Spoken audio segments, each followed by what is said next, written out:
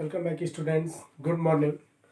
Next chapter is sector of the Indian economy. Sector of the Indian economy is the second chapter of economic subject. Okay, let us go. People are engaged in the various economic activities like producing good, providing services, etc. And these economic activities can be grouped into the three categories. First, primary sectors, second, secondary sectors, and third is the tertiary sectors. Okay, in this video we will explain about in these sectors and comparing of in these sectors. Okay, owner sectors, private and public sectors, organized sectors and unorganized sectors. Okay, let us go. देखिए first है primary sectors are agricultural sectors. There are many activities that are undertaken directly by using the natural resources. यानी primary sectors के अंदर वो चीजें आती हैं जिन्हें डायरेक्टली नेचुरल रिसोर्सेज से यूज किया जाता है. ओके, इनमें मेन है एग्रीकल्चर. एग्रीकल्चर प्राइमरी सेक्टर्स में इन्वॉल्व. ये जो प्राइमरी सेक्टर्स हैं इनमें फार्मिंग हो गया, फिर लाइटरी लेवल पे जो इस पे डिपेंडेंस होती है जैसे एनिमल हस्बेंड्री हो गया, ये भी प्राइमरी सेक्टर्स में इन्वॉल्व हो गया. फिर आपका फिश हस्बेंड्री हो गया, मछली पालन हो गया. तो ये जो चीजें हैं क्या है जो प्राइमरी सेक्टर से अटैच है. अब देखिए पहले तो हम देख लें क्या क्या है. सेकेंड देखिए secondary sectors are industrial sectors. These sectors covers activities in which natural products are primary sector. ये क्या होते हैं जहां पे प्राइमरी सेक्टर्स के यानी कि नेचुरल रिसोर्सेज से नेचुरल प्रोडक्ट प्रोड्यूस किए जाते हैं are change into the other forms through the industrial activities. Okay, it's called industrial sectors are secondary sectors. Third देखिए tertiary or service sectors, and these sectors that help in the development of primary sectors and secondary sectors. Okay, by providing an aid or support to the production process. ये क्या करते हैं production process चाहे वो primary sectors हो और secondary sectors हो उनको सपोर्ट करने का काम.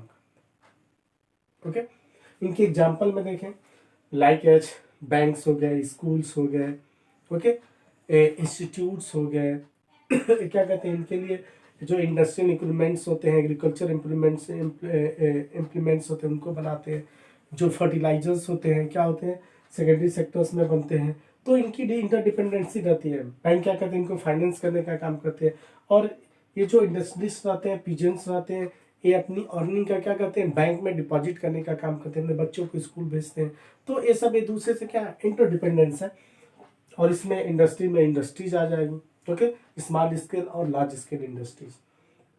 ठीक है, अब नेक्स्ट पॉइंट है comparing the three sectors. In three sectors की जो कंपैरिजन है, कंपेयरिंग है. ओके, देखिए अगर देखा जाए इंडिया की बात की जाए तो इंडिया में या वर्ल्ड में मोस्टली पीपल क्या है प्राइमरी सेक्टर्स में इन्वॉल्व है. वैसे मेन ये इंडियन इकोनॉमी के बारे में है.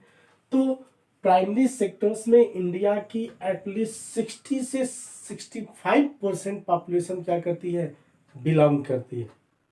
प्रेजेंट टाइम में एटलीस्ट आपका अभी भी 50-60% पॉपुलेशन प्राइमरी सेक्टर्स में बिलोंग करती है. बट इंडियन जीडीपी में प्राइमरी सेक्टर्स का कंट्रीब्यूशन 2011 के अकॉर्डिंग देखा जाए उस समय के अकॉर्डिंग तो 15 पॉइंट समथिंग परसेंट था. प्रेजेंट टाइम में 13 के आसपास है, 13% के आसपास. ओके, लेकिन ये क्या है इसमें इंडिया की अभी भी 100 में से 60% पॉपुलेशन प्राइमरी सेक्टर्स में इन्वॉल्व है.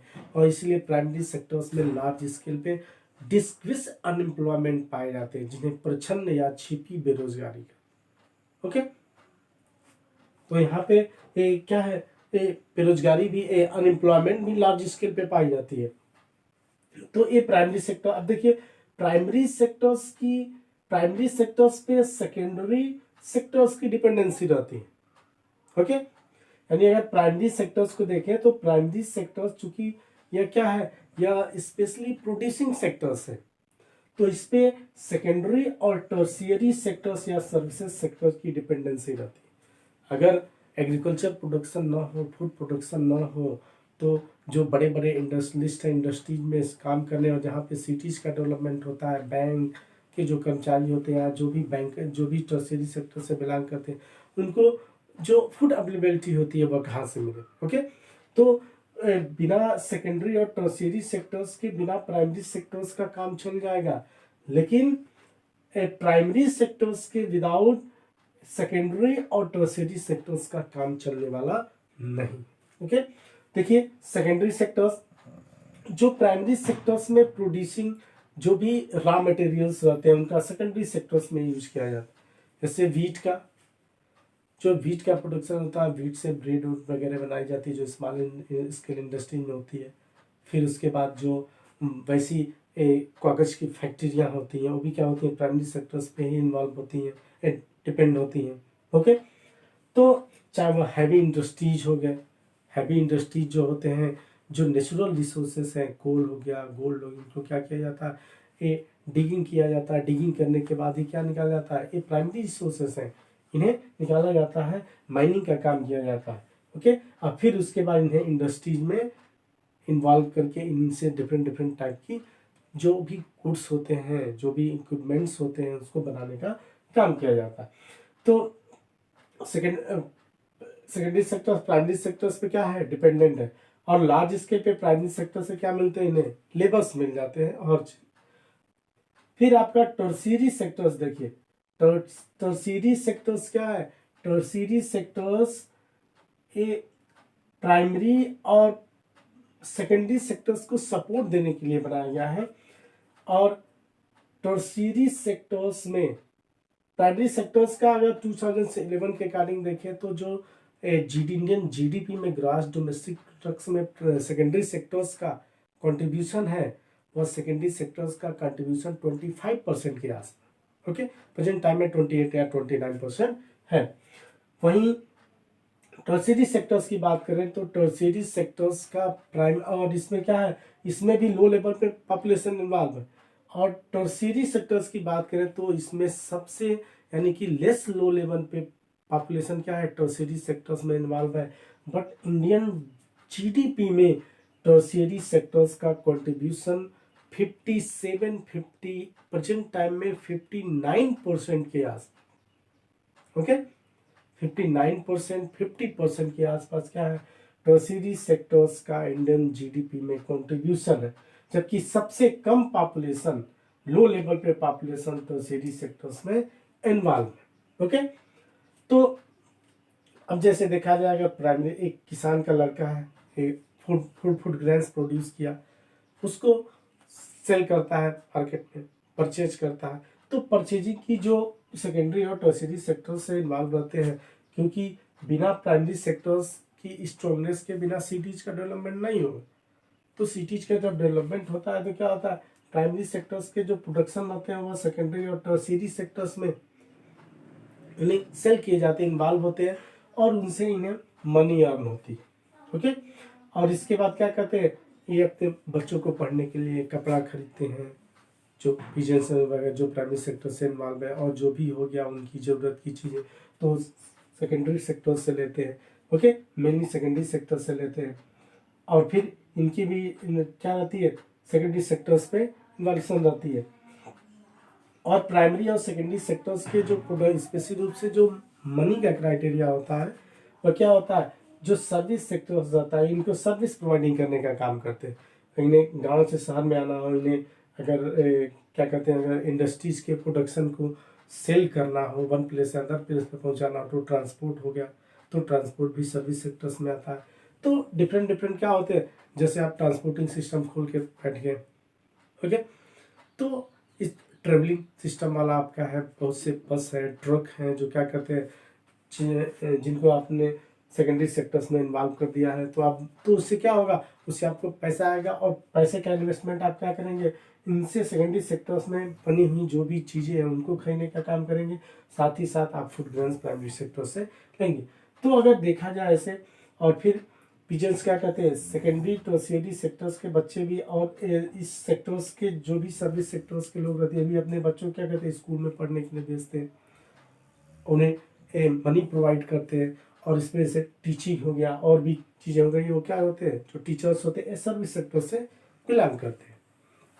तो इस तरह का देखा जाए तो प्राइमरी, सेकेंडरी और टर्शियरी सेक्टर्स का इन्वॉल्वेशन एक दूसरे के ऊपर है, लेकिन क्या है, सेकेंडरी और टर्शियरी सेक्टर्स के बिना प्राइमरी सेक्टर्स चल जाएगा, बट विदाउट प्राइमरी सेक्टर्स के सेकेंडरी और टर्शियरी सेक्टर्स नामुमकिन है।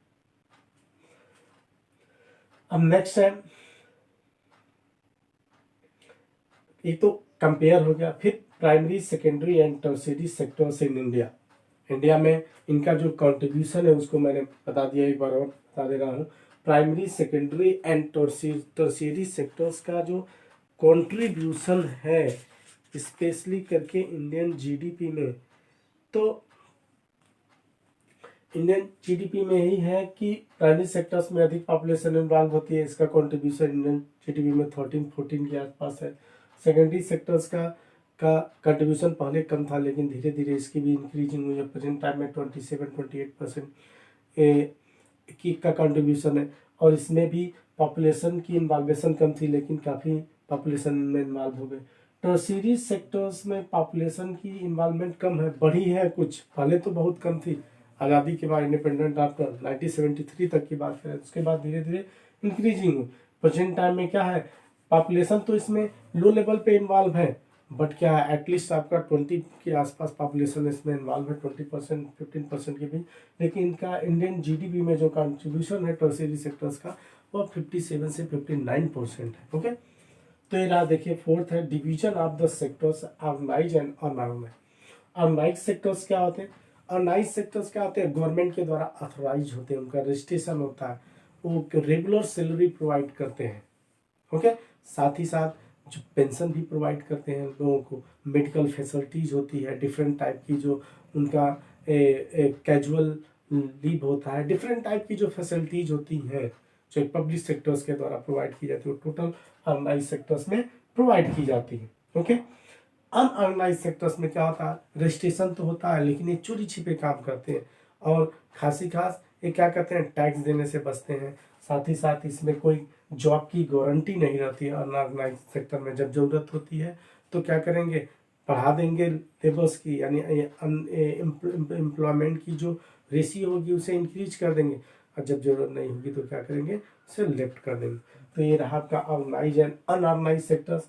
अब जो लास्ट पॉइंट है आपका, sectors in the term of the ownership, public sectors and private sectors. Okay, public sector और प्राइवेट, पब्लिक सेक्टर्स इसे गवर्नमेंट फॉलो करती है, यानी कि टोटल पर, जैसे अगर हम इंडियन रेलवे के ले लें तो इंडियन रेलवे पब्लिक सेक्टर से बिलोंग करती है, और लार्ज स्केल पे इस पे फैसिलिटीज प्रोवाइड की जाती है, डिफरेंट डिफरेंट टाइप की फैसिलिटीज रेलवे से रिलेटेड जो भी इसमें जॉब करते हैं उनको प्रोवाइड की जाती है लार्ज स्केल पे। मेडिकल फैसिलिटीज हो गया, फिर ये DA और सैलरी भी इनकी काफ़ी हाई रहती है, जॉब की गारंटी रहती है, एक लॉन्ग टाइम तक मेडिकल लीव ले सकते हैं, तो हर टाइप की जो फैसिलिटीज होती है पब्लिक सेक्टर्स में प्रोवाइड की जाती है। नेक्स्ट होता है private sectors. Okay, private sector जो होता है, प्राइवेट सेक्टर्स में जैसे फॉर एग्जांपल के लिए टाटा हो गया, बिरला हो गया, आपका रिलायंस हो गया, ये कंपनीज है, तो ये प्राइवेट सेक्टर्स में आती हैं। ये भी क्या करती हैं, ये भी ऑथोराइज होती हैं, ये फैसिलिटीज प्रोवाइड करती हैं, लेकिन जैसी पब्लिक सेक्टर्स फैसिलिटीज प्रोवाइड नहीं करती है, वैसी ये फैसिलिटीज प्रोवाइड नहीं करती हैं, लेकिन क्या करेंगी, उतना अपना वर्क ले लेती हैं, और खास जो इसमें लीव पेड वगैरह की फैसिलिटी रहती है इसमें काफ़ी लो लेवल पे रहती है प्राइवेट सेक्टर्स में। ओके, लेकिन जो वैसी प्राइवेट सेक्टर्स की नामी जामी कंपनियां हैं क्या करती हैं, वह पब्लिक सेक्टर्स के पैरेलल ही, लेकिन बट उतना नहीं हो सकता जितनी आपको रिलैक्सेशन पब्लिक सेक्टर्स में मिलेगा, पब्लिक सेक्टर्स में उतना रिलैक्सेशन आपको प्राइवेट सेक्टर्स में नहीं मिलेगा। तो ये रहा आपका second chapter, sectors of the Indian economy. Okay, इसका क्वेश्चन आंसर मैंने आप लोगों को सेंड कर दिया है, इसे अच्छे से इसका नोट्स बना लीजिएगा, पढ़ लीजिएगा और समझ लीजिएगा। Okay, thank you. हम नेक्स्ट वीडियो में मिलते हैं।